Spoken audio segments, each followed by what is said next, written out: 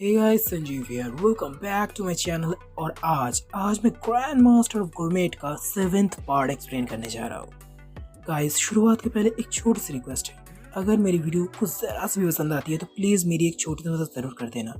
मेरी वीडियो को बस अपने एक दोस्त से शेयर ज़रूर कर देना। तो चलिए बिना किसी देर के शुरू करते हैं आज की वीडियो।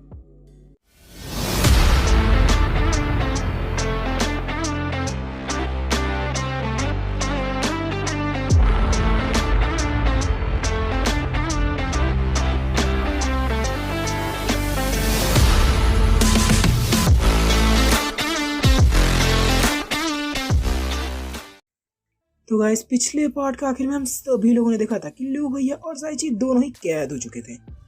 लिऊ भैया को पहले तो समझ में नहीं आ रहा था कि आखिर ये लोग है तो है कौन। एक पल के लिए उनके दिमाग में आया कि ये टैंग हाउस के मेंबर तो नहीं, लेकिन अगले ही पल उनके दिमाग से ये ख्याल भी तुरंत निकल जाता है। लेकिन सबसे हैरान कर देने वाली बात उन्हें ये लगी कि साइची ने इन्हें जरा सा भी रेजिस्ट नहीं किया। आखिरकार बहुत समय तक वो लोग सफर करते रहे। कुछ देर बाद वो लोग अपने लिऊ भैया को सीधा एक कमरे में लाकर पटक देते हैं। जब वो धीरे धीरे उठ ही रहे थे तब भी अचानक उन्हें एक आवाज सुनाई देती है। डार्लिंग, क्या तुम इतनी जल्दी इस जगह को भूल गए? और अचानक से ही आई हुई इस आवाज से उनकी तो रूह तक कांप जाती है। इस आवाज को वो बहुत अच्छे से पहचानते थे। जब वो पीछे मुड़ते वो देखते कि शैंग एक सेक्सी अंदाज में किसी हॉट डेविल की तरह खड़ी हुई थी और बड़ी प्यार से कह रही थी, डार्लिंग, क्या तुम मुझे इतनी जल्दी भूल गए? और बस इतना सुनते ही अपने भैया की तो घिघी बन जाती है। तभी शैंग उसके बड़ी पास आ जाती है और कहती है, तुमने जो गलती की उसकी सजा तुम्हें जरूर मिलेगी, बराबर मिलेगी। इतना कहते वो धीरे धीरे अपने कपड़े उतारने लगती है और देखते ही देखते शैंग का कातिलाना बदन अपने लिऊ भैया के सामने आ जाता है। अगर कोई और बंदा होता तो उसकी तो बल्ले बल्ले हो जाती, लेकिन हमें पता है कि अपने लिऊ भैया तो अलग ही मिट्टी के बने हुए हैं। इसलिए शैंग को इस रूप में देखते ही उनका दिमाग पूरी तरह से फ्यूज हो जाता है। तभी अपने भैया जोर से चिल्लाते हैं, नो! वह दूसरी तरफ ग्रैंड मास्टर को भी आहट मिल चुकी थी कि कुछ तो हो रहा है, इसलिए वो तुरंत बाहर आ जाते हैं और वहां के लोगों से पूछते हैं, अबे हो क्या रहा है? तभी उनमें से एक बंदा बताता है, सर, असल में लुजियान यहाँ से भाग चुका था, इसलिए शैंग मैडम ने हमें उन्हें ढूंढने के लिए भेजा था और हमें वो मिल गया है। इतना सुनते ही ग्रैंड मास्टर सोच में पड़ जाते हैं। कल वो दिन है जब लुजियान को अपने डिश को मुझे पेश करना था, कहीं इसी वजह से वो यहाँ से भागने की कोशिश तो नहीं कर रहा था। यह सोचते ही वो तुरंत शैंग से मिलने का सोचते हैं, इसलिए वो शैंग के पास जाने लगते हैं। लेकिन जब वो दरवाजे पर पहुंचती है दो गार्ड उन्हें तुरंत रोक लेते हैं। लेकिन अगले ही पल ग्रैंड मास्टर की लाल तमतमाई हुई आंखों को देखते ही दोनों तुरंत भीगी बिल्ली बन जाते हैं और उन्हें जाने देते हैं। और जब वो दरवाजा खोलते तब उन्हें अपनी बेटी और अपने लिऊ भैया की रासलीला की थोड़ी सी झलक मिल ही जाती है। भाई जो भी हो, इस दुनिया के पेरेंट्स के पास संस्कार नाम की कोई चीज ही नहीं है। अब भाई आम सी बात है, जब एक लड़का लड़की दोनों दंगल में व्यस्त हो तब उनके बीच तीसरी का आना बिल्कुल भी अच्छी बात नहीं है। लेकिन पप्पा जी ने तो मेरी बात ना सुनने की कसम सिखा रखी है। ओ पप्पा जी, आपके जवानी के दिन बहुत पहले चले जा चुके हैं, अब आखिरकार उन्हें तो थोड़ा एंजॉय करने दीजिए। लेकिन नहीं, बुड्ढे को ये बात हजम नहीं होती। इस वजह से अगले ही पल वो अपने वॉरियर फॉर्म में आ जाते हैं और अपने भैया को मारने के लिए उनकी तरफ दौड़ लगा देते हैं। औस तो गया छोरे। लेकिन खुशकिस्मती से अपने भैया के हाथ भी कुछ कम तेज नहीं थे, वो भी तुरंत अपने ब्लेड से अपनी बचाव कर लेते हैं। नहीं तो आज तो अपने भैया के वारे न्यारे हो जाते। तभी वो चिल्ला कर शैंग से बोलती है, अबे अपने बाप को बताना सब कुछ। लेकिन शैंग तो अपने ही मजे में थी। वो बड़ी एटीट्यूड दिखाते हुए कहती है, डैड, आज कुछ भी गलत नहीं है, आज आप बिल्कुल सही देख रहे हैं। आज ये मेरा फायदा उठाने की कोशिश कर रहा था। आप एक काम कीजिए, आप इसकी दोनों टांगे ही तोड़ दीजिए। और बस इतना सुनते अपने भैया के तो होश उड़ जाते हैं। इसके बाद ससुर जी और दामाद जी के बाद T20 मैच शुरू हो जाते हैं। ससुर जी पार करते तो अपने भैया बचाव करते, फिर जब ससुर जी पार करते तो फिर अपने भैया बचाव करते। और ऐसे ही उन दोनों की तू मैं रात भर चलती रही। वहां से थोड़ी दूर सेलेस्टियल साइको स्कूल के पास एक दूसरी पहाड़ी पे खड़ी हुई थी मैडम जाओ, जो उनकी तू मैं को साफ सुन पा रही थी। उनके साथ उनकी पूरी सेना भी खड़ी हुई थी। तभी उनमें से एक आदमी कहता है, मैम आपको नहीं लगता कि हमें इस मौके का फायदा उठाना चाहिए? लेकिन जाओ उसे तुरंत मना कर देती है और कहती है, नहीं अभी तो सही वक्त नहीं आया। अगर कल हमें अपने पैसे नहीं मिले तो हम सभी मिलकर उन पर टूट पड़ेंगे। तभी हमें लीजन के साथ कई और बंदे भी खड़े हुए दिखाई दिए। उनके कपड़ों से साफ समझ में आ रहा था कि वो लोग लीजन के तो बिल्कुल भी नहीं है, लेकिन उनकी आंखों की चमक से साफ पता चल रहा था कि वो लोग भी बहुत बड़े डेंजर लोग हैं। जब अगले दिन का सूरज उगता है तब शैंग सभी को जल्दी जल्दी में ऑर्डर दे रही थी, क्योंकि यही वो दिन था जब मैडम जाओ उनका कर्ज लेने आने वाली थी। इसलिए वो लोग अपनी तैयारी जोरों शोरों से कर रही थी। तभी जायची उनके पास आ जाती है और कहती है, मैम सब कुछ तैयार हो चुका है, बस आपके इशारे की ही जरूरत है। तभी हमारी नजर अपने हीरो पर जाती है, जो अपने टूटे फूटे हालत में शैंग को कह रही थी, शैंग प्लीज क्या तुम किसी को बुला दोगे जो मेरी व्हीलचेयर को खींचने में मेरी मदद करे? शैंग हमें सलाह देती है। तभी वो बड़ी एटीट्यूड दिखाते हुए कहती है, अबे शुक्र मना कि कल मैंने पप्पा को रोक लिया, नहीं तो कल ही तुम्हारा RIP निकल जाता। शैंग को बेशर्मी के साथ ये बात बोलते देख एक पल के लिए तो अपने लिए ये बहुत चक्के रह जाते हैं, लेकिन अगले ही पल वो उन्हें मन ही मन गालियां देने लगता है। अबे मेरी ये हालत तो तेरी ही देन है, इतना क्यों भाव खा रही है? लेकिन वो रुककर एक पल के लिए सोचने लगते कि कल वो बहुत ही ज्यादा घायल थे, लेकिन एक ही रात में वो बहुत ज्यादा रिकवर हो चुके थे। उन्हें समझ में आ जाता कि ये कमाल इस दुनिया के इंग्रेडिएंट्स का है, जिस दौरान वो इतनी जल्दी ठीक हो पाए। तभी शैंग अपने हीरो पर एक नजर मारती है और उसके बड़ी पास आ जाते हैं, जिसके बाद वो उन्हें गोलाकार चीज देती है। अपने भैया के पूछने से पहले ही शैंग बताने लगती है, ये एक स्मोक बॉम्ब है, अगर किसी तरह से तुम्हारी कुकिंग फेल हो जाए तो तुम इसका इस्तेमाल करके तुरंत वहां से भाग लेना, संभल के, नहीं तो पापा तुम्हें सीधा ही मार डालेंगे। शैंग का ये गेस्चर देखकर एक पल के लिए तो अपने लिए भैया बहुत चक्के रह जाते हैं। उन्हें पता नहीं था कि शैंग उनकी इतनी ज्यादा परवाह करता है, लेकिन ये सब कुछ कहते समय शैंग भी काफी ज्यादा शर्मा रही थी। और इसी पल दोनों का दिल धक धक धक धक धक धक करने लगता है, जिससे दोनों ही शर्म से लाल हो जाते हैं। और तभी वहां पर आ जाते हैं अपने लियू भैया के चहेते ग्रैंड मास्टर, जो आते ही अपने भैया को घूर कर देखने लगते हैं। क्या छोरे, कल तो तू बाल बाल बच गया। ये सुनकर अपने भैया हमें सुला देते हैं, लेकिन मन ही मन वो इस खूबसूरत बुड्ढे को 1000 गालियां दे रहा था। तभी बुड्ढा बोलता है, लेकिन आज पता है ना, आज अगर तुम फेल हुए तो। इतना कहते वो अपना वॉरियर वाला अंदाज सामने लाते हैं, जिसे देख कर तो इस बार अपने लियू भैया के साथ साथ शैंग के भी पसीने छूट जाते हैं। लेकिन अगले ही पल अपना हीरो फुल्ली रिलैक्स हो जाता है। दूसरे किसी भी काम में हो सकता है कि अपने भैया पूरी तरह से निठल्ले हो, लेकिन जब बात आती हो खाना बनाने की, तब वो काम अपने भैया का पेशा नहीं, बल्कि उसमें तो अपने भैया एक कलाकार थे, और एक कलाकार ही कोई नई चीज का निर्माण कर सकते हैं या किसी चीज की खोज कर सकते हैं। इसलिए जब बात आई एक नई डिश बनाने की, उसी पल अपने भैया के अंदर एक अलग ही एनर्जी आ जाती है।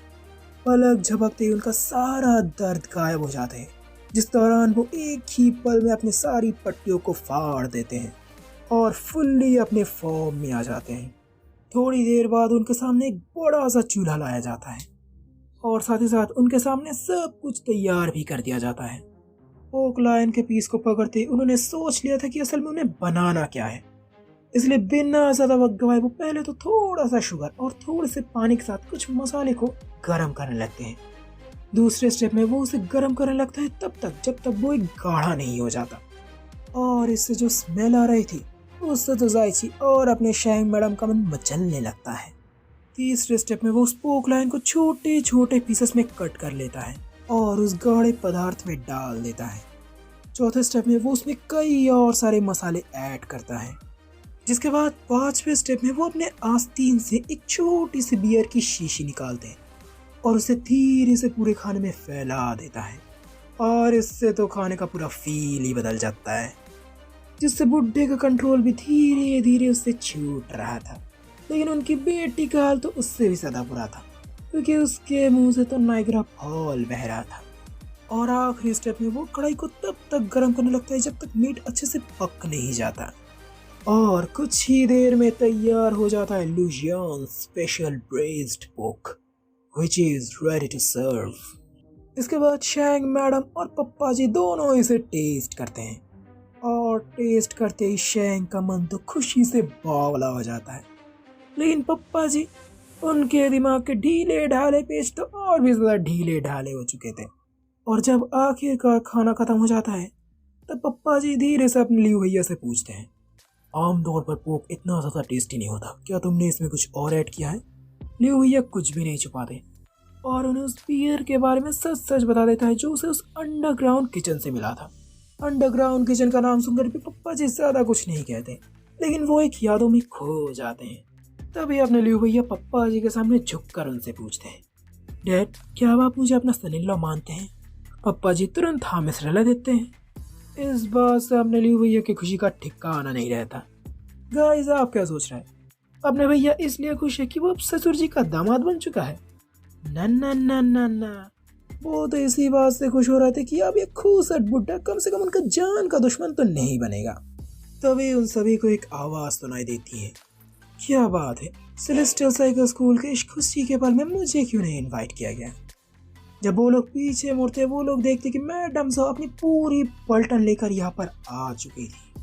अपने हीरो को मैडम साहब के बारे में कुछ भी नहीं पता था, इसलिए वो शैंक से इस बारे में पूछने लगती है। मैडम साहब को देखकर शैंक का थोड़ा मूड खराब हो गया था, लेकिन जब जाओ फिर से कर्ज की बातें करने लगता है तब शैंक गुस्से से अपनी लाल तमतमाती हुई आंखों से पप्पा जी पर एक नजर मारती है। अब पसीने छूटने की बारी पप्पा जी की थी। अपने बेटी को इतने गुस्से में देखकर उनकी तो पतलून ढीली हो जाती है। तभी जाओ फिर से कैलकुलस निकालती है और लग जाती है जोड़ तोड़ करने। और इस बार कर्ज होता है 7,777 सिल्वर टाइल्स। समझ में नहीं आ रहा कि कर्ज है या महंगाई कि इतनी तेजी से बढ़ रही है। पप्पा जी समझ जाते कि अब उन्हें ही कुछ करना होगा, इसीलिए वो आगे बढ़ने लगते हैं। गाइस, कुछ बात है जो आप सभी को क्लियर कर देना चाहता हूँ, तो आपको स्टोरी समझने में बहुत ही ज़्यादा आसान होगी। असल में इस दुनिया में लेवल 1 से लेकर लेवल 3 तक के वॉरियर को लो लेवल का वॉरियर कहा जाता है। लेवल 4 से लेकर लेवल 6 के वॉरियर को मिड लेवल का वॉरियर कहा जाता है और लेवल 7 से लेकर लेवल 9 के वॉरियर को एक हाई लेवल का वॉरियर कहा जाता है। शैंग एक मिड लेवल का वॉरियर है, वह दूसरी तरफ पप्पा जी और मैडम जाओ एक हाई लेवल की वॉरियर है, इसलिए दोनों की ताकत एक जैसी है। लेकिन पप्पा जी के पास था सालों का अनुभव, जिसके दौरान वो अपने पावर्स को ज़्यादा बेहतर तरीके से कंट्रोल कर पाए। और हर लेवल में बहुत ज़्यादा डिफरेंस होता है। हर लेवल में एक वॉरियर की स्ट्रेंथ, स्टैमिना और एजिलिटी काफ़ी ज़्यादा बढ़ जाती है। गाइस, अब गलती से भी एजिलिटी को सुपर ह्यूमन स्पीड के साथ कंफ्यूज मत कीजिएगा, दोनों पूरी तरह से अलग हैं। गूगल बाबा जी की कृपा से आप बहुत ही आसानी से इन दोनों के बीच में फ़र्क जान जाएंगे। बहरहाल लू भैया भी उस रात इसीलिए बच पाए थे क्योंकि पप्पा जी के पास कमाल की एजिलिटी थी, लेकिन ब्लेड्स के साथ अपने हीरो के हाथों की रफ्तार भी एक अलग ही लेवल पर पहुंच जाती थी, इसीलिए वो पप्पा जी के वार को उस रात रोक पाए थे, नहीं तो उस रात तो अपने हीरो के वारे न्यारे हो जाते। बहरहाल हवा जोर जोर से चल रही थी, माहौल बहुत ज़्यादा गर्म था, सबको पता थी कि अब तो भाई होने वाली है महाजंग। लेकिन जो होता है उसके बारे में ना ही किसी ने सोचा था और ना ही किसी ने समझा था, क्योंकि सबके उम्मीद के विपरीत अगले ही पल पप्पा जी अपनी दिशा बदल लेते हैं और फुदकते हुए वहां से फुर्र हो जाते हैं। सन्नाटा, बोलो तो पिन ड्रॉप साइलेंस, जिसके अगले ही पल सेलेस्टियल साइकिल स्कूल के हर बंदे की रोनी सूरत बन जाती है, क्योंकि उनके ग्रैंड मास्टर बीच बैटल में उनके छोड़कर भाग चुके थे। बहरहाल शैंग को भी इस बुड्ढे से ज्यादा कुछ उम्मीद नहीं थी, इसलिए अगले ही पल वो लड़ाई के लिए तैयार हो जाती है। इसलिए जैसे ही लीजन के बंदे आगे आते हैं वैसे ही शैंग एक इशारा करती है और उसके इशारा करते ही सेलेस्टियल साइकिल स्कूल के छुपे हुए सैनिक बाहर आ जाते हैं और लीजन के लोगों पर हमला कर देते हैं। अपने मैडम पर हमला होते देख लीजन के बंदे तुरंत जाओ के सामने आ जाते हैं। तभी मैडम जाओ आसमान में एक सिग्नल फायर करती है और उसके वो सिग्नल मिलते ही बाहर मौजूद लीजन के बंदे सभी अंदर आ जाते हैं और सेलेस्टियल साइकिल स्कूल के बंदों पर टूट पड़ते हैं। जाओ भी शैंग पर टूट पड़ती है, लेकिन शैंग इसके लिए बहुत पहले से ही तैयार थी इसलिए जैसे ही जाओ एक परफेक्ट पोजीशन में आती है, तुरंत जाओ का पैर एक पीढ़ियों में कैद हो जाता है, जिसके दौरान वो अपनी ताकत का तो इस्तेमाल कर सकती थी लेकिन अपनी एजिलिटी का नहीं। और इसी मौके का फायदा उठाकर तीनों कक्का लोग जाइची और शैंक जाओ पर टूट पड़ते हैं, जिसे देखकर अपने भैया भी सोचने लगते हैं, अबे ये कहा कि फेयर फाइट हुई रे। लेकिन वो इस बात पर जरा सा भी भाव नहीं देते और इस मौके का फायदा उठाकर धीरे धीरे वहां से खिसकने लगते हैं। वह दूसरी तरफ जाओ को समझ में आ जाता है कि वो पांचों के साथ तो एक साथ नहीं जीत पाएगी, इसलिए अगले ही पल वो एक दूसरा इशारा करती है और उसके इशारा करते फिर से एक और बंदा वहां पर टपक जाता है। सबको यही लग रहा था कि अब तो कोई बहुत बड़ी तोप आया है, लेकिन जब धुआं छटता है तब सबको कुछ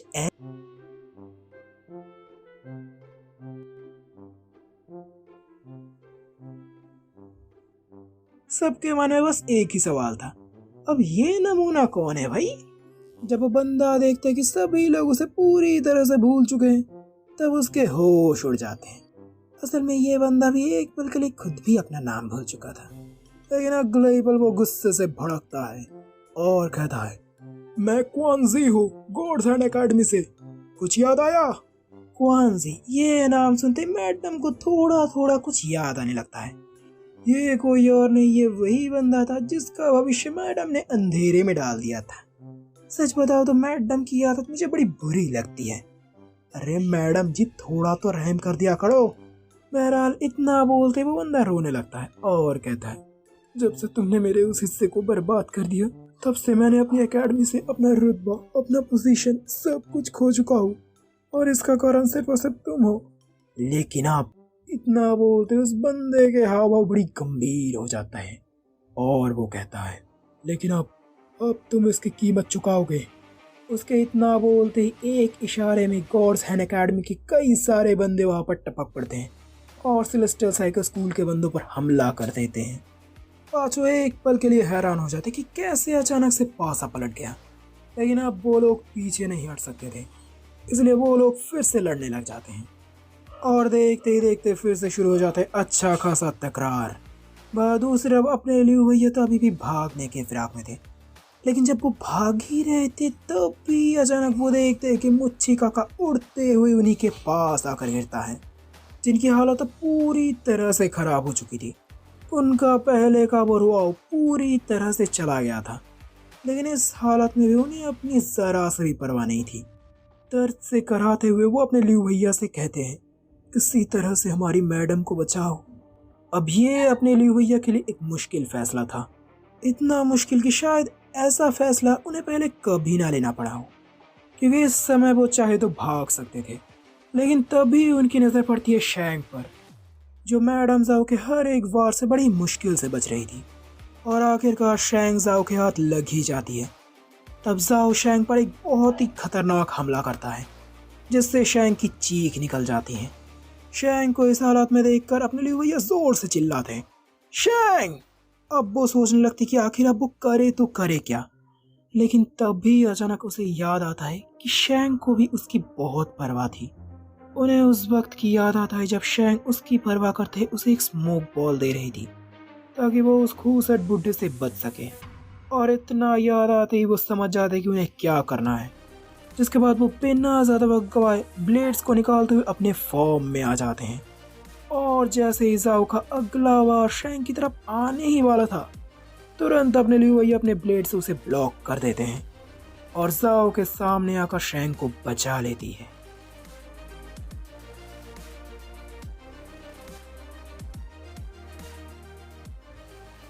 गाइस, आज के लिए बस इतना ही, इससे ज़्यादा तो मैं आपको सुना नहीं पाऊंगा। गाइस, आपको क्या लगता है, क्या अपना हीरो कर पाएगा मैडम जाओ का मुकाबला? क्योंकि तेंगचू और मैडम जाओ के ताकत के बीच बहुत बड़ा अंतर है। जानने के लिए देखते रहिए आप मेरी इस कहानी को, the grand master of gourmet. Guys, मेरी वीडियो अगर आपको जरा से भी पसंद आती तो प्लीज़ मेरी एक छोटी सी मदद ज़रूर कर देना। मेरी वीडियो को बस अपने एक दोस्त से शेयर ज़रूर कर देना। तो चलिए आखिर विदा लेता हूँ आपसे।